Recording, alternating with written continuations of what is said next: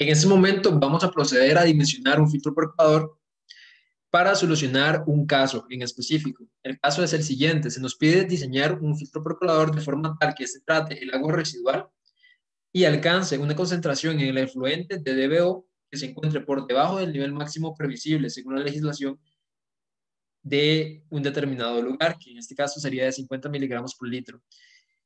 Y en este caso también se nos pide indicar una serie de parámetros operacionales igual de características geométricas del filtro percolador que caractericen su diseño.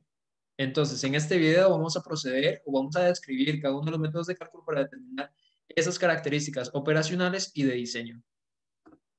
En primer lugar, podemos suponer, si fuera el caso de un filtro percolador cilíndrico, podemos empezar por calcular cuál es el diámetro. Ese diámetro lo podemos obtener a través del área transversal del filtro percolador, que va a ser equivalente al área transversal del relleno. Y el área la podemos determinar a partir de lo que es la tasa hidráulica, que es la cantidad de agua residual por unidad de área, y el caudal de agua residual de entrada a cada uno de los filtros percoladores o al filtro percolador en sí. Esta tasa hidráulica la podemos estimar a partir de la ecuación de Wells, que la relaciona con la concentración de entrada y salida de DBO a lo que es el sistema, aparte de otro tipo de parámetros, como por ejemplo N, que depende del tipo de empaque o tipo de relleno, y que generalmente en la práctica se asume igual a 0.5. Así también, esta tasa hidráulica va a depender de lo que es la altura o profundidad del relleno del filtro percolador, y como pueden ver, de una constante o un parámetro conocido como K, que este parámetro K se conoce comúnmente como la constante de tratabilidad. La constante de tratabilidad va a depender del tipo de agua residual, así como otro tipo de características geométricas y operacionales del filtro percolador. Generalmente esto se determina experimentalmente. Y en este cuadro, por ejemplo, tenemos una serie de valores de K determinados para diferentes tipos de agua residual y a ciertas condiciones específicas consideradas estándar. En los casos en donde nosotros no utilicemos las condiciones estándar, como por ejemplo este caso, en donde se nos fijaba o nos indicaban que se quería que la profundidad del relleno fuera de 3 metros y, o que tenemos una concentración, por ejemplo, de BO de entrada diferente a esta concentración de BO estándar con la que se calcularon estas constantes de tratabilidad, o operamos a una temperatura distinta a los 20 grados Celsius que se considera como la estándar, también con las que fueron calculadas estas constantes de tratabilidad, hay que hacer correcciones. Entonces, la primera, una corrección debido a la altura y concentración de DBO de entrada. Y segundo, una concentración debido a la temperatura, si la temperatura de operación nuestra es distinta a los 20 grados Celsius. Entonces, ya habiendo hecho estas correcciones, podemos insertar el parámetro K o la constante de tratabilidad en esta ecuación y así obtener la tasa hidráulica, que es este valor Q. Ya obtenido el Q, y con el caudal de agua residual, ya podemos obtener el área transversal y con ello el diámetro del filtro, que es como lo vamos a ver en este momento. Entonces, en primer lugar, tenemos las características que generalmente nos dan en el problema, que son como las variables fijas. En este caso, el DBO del efluente se supone, en este caso, que es menor o debe ser menor a 50 miligramos a 50 miligramos por litro. Podemos poner un valor de 45 por el momento. En este caso, ya como pueden ver, antes de calcular lo que es, o mejor dicho, se realizó la corrección de la constante de tratabilidad debido a que tenemos condiciones de DBO de entrada diferentes a las estándar. Y también una profundidad de empaque que es distinta a la estándar, que generalmente es de 6.1 metros, que son 20 pies. Y una temperatura de agua residual distinta a 20 grados Celsius. Entonces se procedió a hacer las correcciones, tal y como se muestra en estas dos ecuaciones de la constante de tratabilidad. Y esa constante de tratabilidad ya corregida, que es esta que se muestra acá, se inserta en lo que es el flux de diseño o la tasa hidráulica de diseño, que se determina a partir de la ecuación de Wells. Posteriormente, podemos calcular ya calculada el área. Bueno, y otra cosa importante es que a partir de este flux de diseño y el caudal podemos ya determinar el área transversal del filtro requerida para cumplir esa concentración de DBO del efluente que colocamos anteriormente. Entonces ya con el área superficial podemos calcular el volumen de relleno, ya que tenemos lo que es la altura de relleno, que la fijamos inicialmente y el área transversal. Y también podemos calcular un parámetro operacional muy importante que es la carga orgánica, que se define en términos del caudal, la concentración de BO de entrada y el volumen de relleno. Entonces, en este caso, como pueden ver, la carga de BO nos está dando un valor de 10.93 kilogramos por metro cúbico por día. Ahora sigue un paso muy importante, que es verificar o corroborar que estos valores de carga de BO y también lo que es los flujos de diseño de carga hidráulica, que la obtuvimos de acá, nada más que en este punto le hicimos una conversión y un cambio de unidades, las podamos comparar con respecto a lo que es los valores tabulados o sugeridos de carga orgánica y carga hidráulica para un correcto desempeño de este tipo de tecnologías. Como pueden ver, la carga de BO se encuentra por encima del rango sugerido. Estamos en este caso diseñando un reactor filtro percolador de alta tasa, se encuentra por encima del sugerido. Y también así ocurre con lo que es la tasa hidráulica o la carga hidráulica, que se encuentra por encima del sugerido, muy por encima del sugerido. Entonces, lo que podemos hacer, como en este caso no tenemos un valor puntual de DBO del efluente que requerimos, sino únicamente sabemos que se requiere que esté por debajo de un valor máximo permisible, podemos verificar si hacemos que este parámetro de carga de DBO se encuentre, lo forzamos, digamos que se encuentre entre los valores sugeridos. Podemos utilizar un valor de 1.60, que es un valor intermedio del sugerido, como pueden ver. Y vamos a cambiar la celda, en este caso, que sea el DBO del efluente.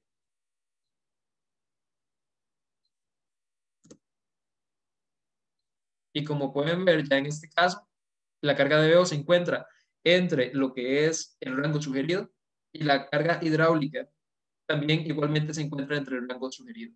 Entonces, este diseño ya no tendría una alta frecuencia, digamos, de que presente problemas operacionales debido a una sobrecarga, tanto orgánica como hidráulica. Y por otra parte, es importante verificar el DBO del efluente, que hace que cumpla estas características. Y como pueden ver, se encuentra por debajo de 50 miligramos por litro. Entonces, en este caso, sí nos sirve el cambio o la modificación que acabamos de realizar. Otro de los factores importantes que debemos tomar en cuenta es la recirculación de humectación. Como mencionamos en los videos anteriores, generalmente se requiere una recirculación para aumentar lo que es el relleno del filtro y para que éste pueda operar de forma adecuada, tenga un desempeño óptimo. Hay que mantenerlo humectado.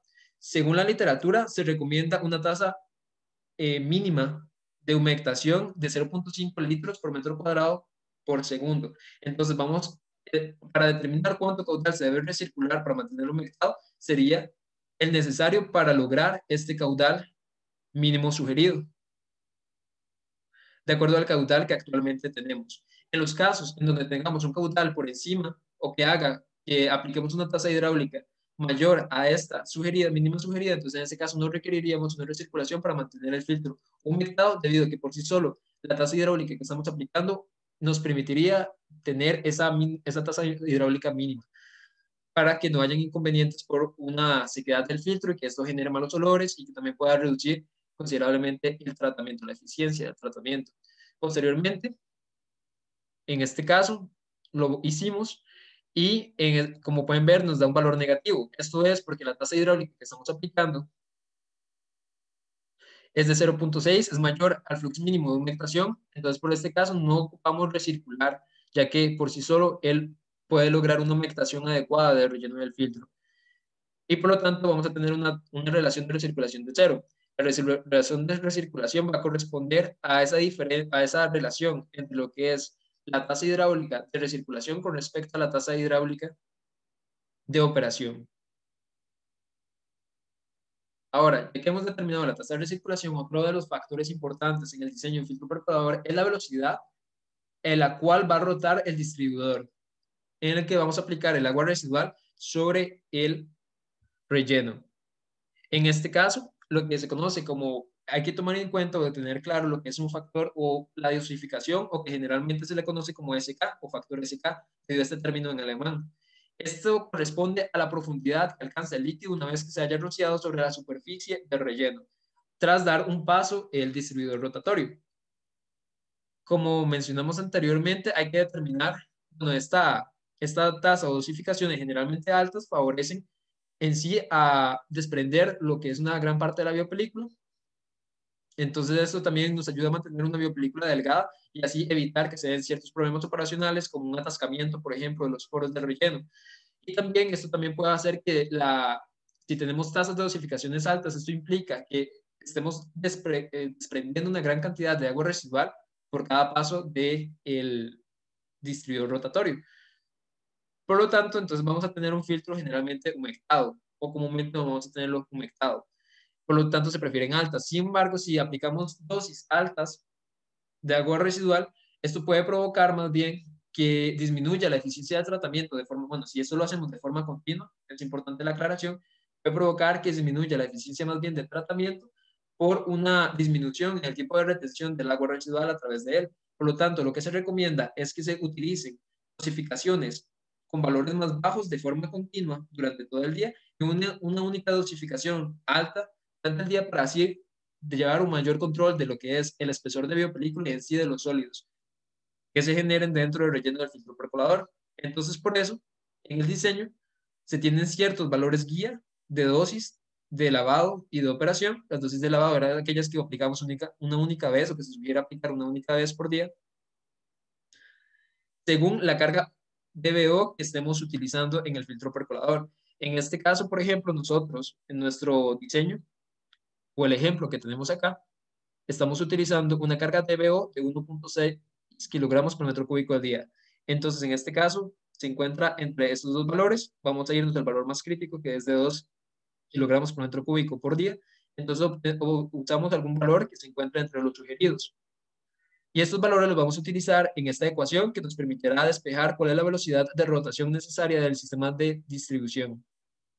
Además, esta ecuación requiere lo que es la razón de recirculación, que en nuestro caso era 0, en caso de que haya recirculación. También en la cantidad de brazos, generalmente se utilizan de 2 a 4 brazos, entonces insertamos alguno de esos dos valores. Y lo que es la tasa hidráulica, que ya la habíamos calculado anteriormente, o que la conocemos también como el flujo de diseño. Entonces, como pueden ver, tenemos dos tipos de dosis, una de lavado y otra de operación, entonces vamos a obtener dos tipos. Al sustituir este valor de acá, vamos a obtener dos velocidades diferentes, de acuerdo a la dosis que estemos, al tipo de dosis que estemos aplicando, ya sea una de operación o de lavado.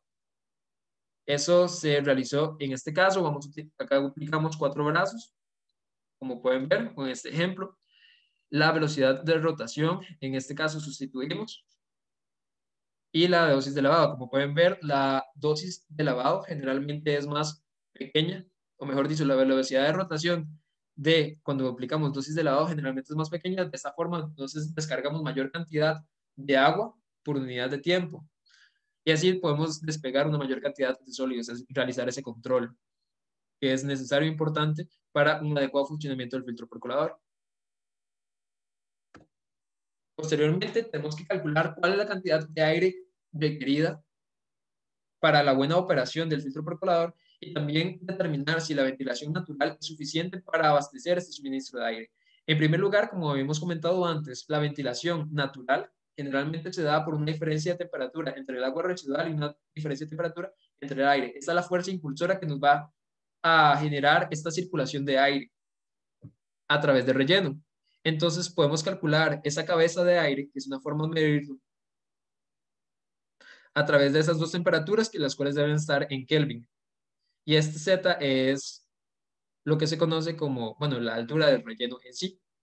Entonces, si esta ventilación natural es suficiente, esta carga, porque eso se da en términos de carga, va a ser mayor a la pérdida de carga en el relleno. En caso de que sea menor, entonces esta ventilación natural si esta forma de ventilación no va a ser suficiente para cumplir con el requerimiento o para poder, mejor dicho, ventilar adecuadamente todo el relleno. Por lo tanto, es mejor utilizar en ese caso algún otro tipo de sistema de ventilación, como por ejemplo forzada. Ahora, para determinar cuánto es la cantidad de aire que requerimos suministrar a este tipo de sistemas para que puedan operar adecuadamente, entonces hay que tomar en cuenta, se han hecho varias relaciones, generalmente está esta que se muestra en la pantalla, en la cual, generalmente, bueno, esto está en términos de la carga orgánica, nos indica cuál es la cantidad de oxígeno necesaria por cada kilogramo de DBO que entra al filtro percolador para que se pueda operar eficientemente.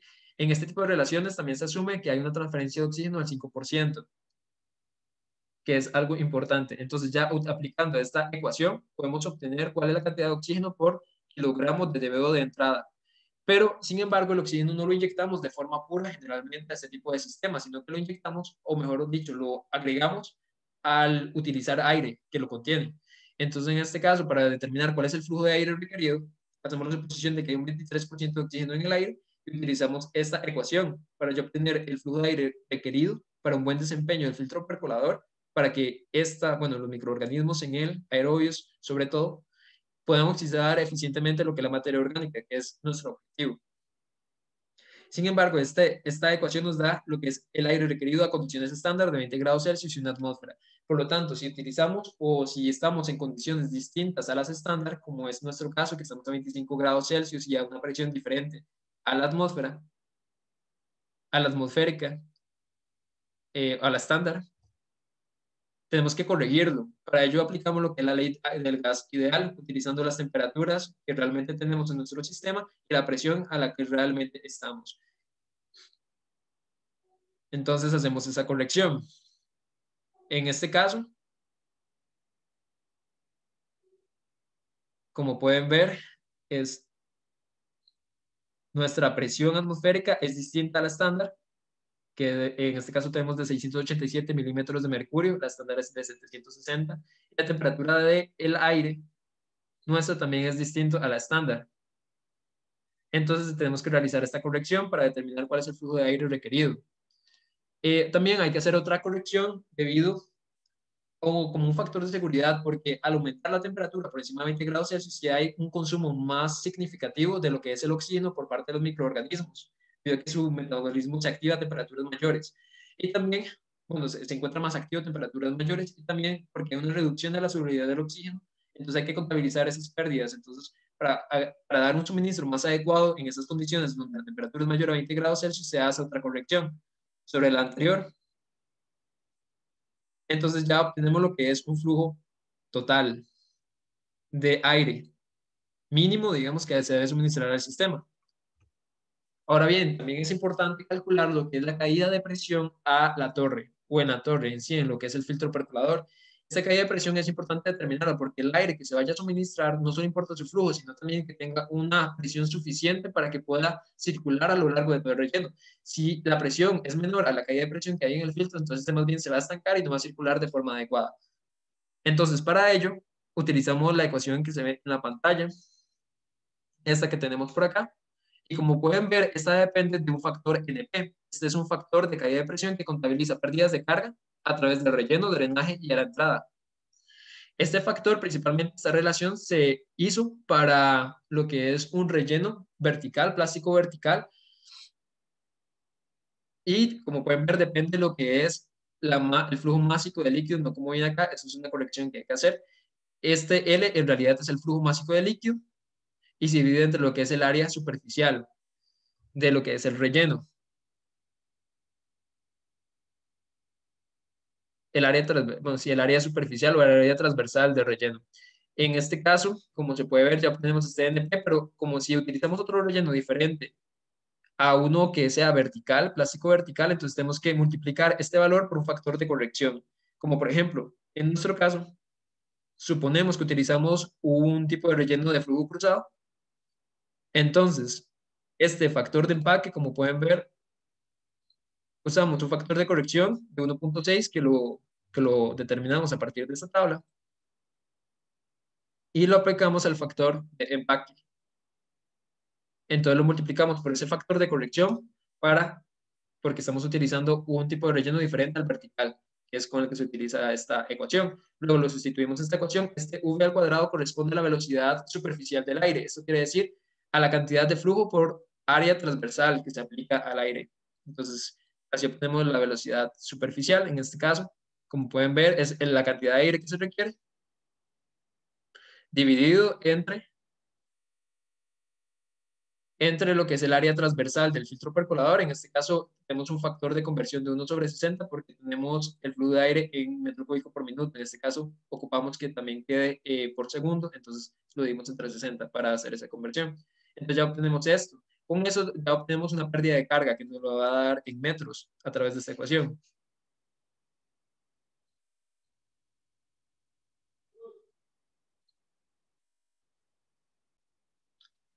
Entonces, continuando, tenemos una caída de presión que la utilizamos o que la tenemos en metros, entonces igualmente la podemos pasar a pascales, ya sea multiplicando por la densidad, en este caso del aire, y multiplicando por la aceleración gravitacional. Posteriormente, podemos calcular o tenemos que diseñar lo que es el clarificador secundario. Para eso existe una gráfica que nos permite determinar, según la profundidad del líquido dentro del clarificador, cuál es el sobreflujo, mejor dicho, la tasa hidráulica que se va a aplicar recomendada para dos tipos de flujo, ya sea uno promedio y uno máximo. Entonces, en este caso, utilizamos una... bueno, anteriormente algo que olvidé mencionar es que como ya que determinamos la caída de presión a través del filtro, es importante saber si la ventilación natural era suficiente. Hay que hacer esa comprobación. Entonces, como pueden ver, la cabeza de aire natural es menor, que es esta que se encuentra acá, es menor a lo que es la caída de presión a través del filtro percolador. Entonces, esto quiere decir que no va a ser suficiente y que se puede más bien no dar una circulación adecuada a través del relleno del filtro, por lo tanto, es mejor utilizar ventilación forzada. Y eso es lo que nos está diciendo esto que se encuentra acá. Entonces, ahora bien, para dimensionar lo que es el clarificador secundario, como les estaba mencionando, se utiliza esta gráfica. Nos damos primero lo que es una profundidad de agua, de agua en el clarificador. Generalmente se recomienda que sea mayor a 3 para tener mayor flexibilidad operativa, entonces en este caso utilizamos una de 4. Vemos dónde interseca las dos gráficas, que es la de flujo promedio y flujo máximo. Entonces obtenemos dos valores de lo que es una tasa hidráulica para cada uno de los clarificadores. Entonces, el valor que vamos a utilizar para determinar el área de clarificación, porque como ven, el área de clarificación va a depender del caudal de agua residual o del efluente del filtro percolador, dividido entre esa tasa hidráulica o velocidad de flujo superior, que es el parámetro que nos da la gráfica. Entonces, para determinar cuál de esos dos valores usar, tenemos que hacer la división entre los dos. La división principalmente entre lo que es la velocidad de flujo pico y la velocidad de flujo promedio. Si esta velocidad o esta razón nos da mayor a 1.5, entonces se utiliza la velocidad de flujo promedio, como pueden ver en este caso, como velocidad de flujo de diseño. Y esa es la que utilizamos en esta ecuación y con ello ya podemos calcular lo que es el área de clarificación. Porque igualmente acá tenemos el caudal lo ponemos en unidades consistentes de forma que podemos utilizar metros por hora, metros cúbicos por hora, para que nos dé el resultado del área de clarificación en metros cuadrados. Finalmente, como saben, este tipo de tecnología puede generar una gran cantidad, bueno, no puede generar una gran cantidad de lodos, pero sí genera lodos. Entonces, es importante saber o estimar cuántos lodos se pueden generar a través de este tipo de tecnología, porque al fin y al cabo son lodos que se tendrían que llevar a estabilizar. Para hacerlo, entonces se requiere un coeficiente de rendimiento que nos va a indicar la cantidad de sólidos suspendidos totales. Bueno, esta es la ecuación para generar la producción de lodos, pero en forma másica, esta que se muestra acá. Entonces, esta va a depender de ese coeficiente de rendimiento multiplicado por la DBO removida. La DBO removida corresponde a la masa total removida, como dice, de DBO. Se la podemos calcular haciendo la diferencia de la concentración final y la concentración inicial y la multiplicamos por lo que es, como se puede ver acá, y la multiplicamos por lo que es el flujo de agua residual que tenemos, y ya con eso obtenemos lo que es la carga orgánica removida, y ya con eso, al multiplicarlo con el coeficiente de rendimiento, que generalmente se espera que sea entre 0.8 a 1, entonces obtenemos lo que es la producción de lodo másica total, y esto es importante que esto está en base seca.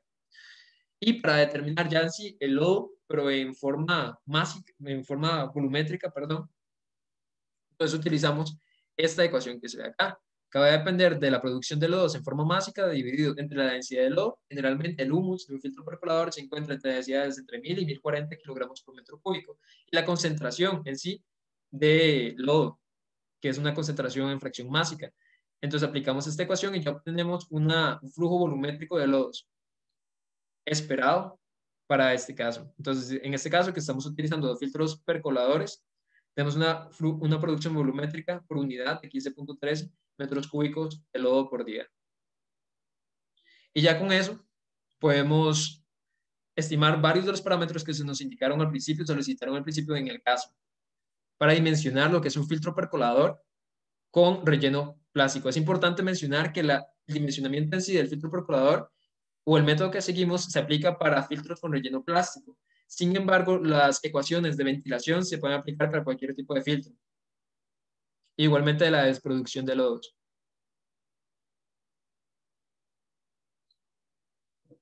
Estas son algunas de las referencias en las cuales se basaron como las ecuaciones o en donde se pueden ver las ecuaciones anteriores que les he descrito.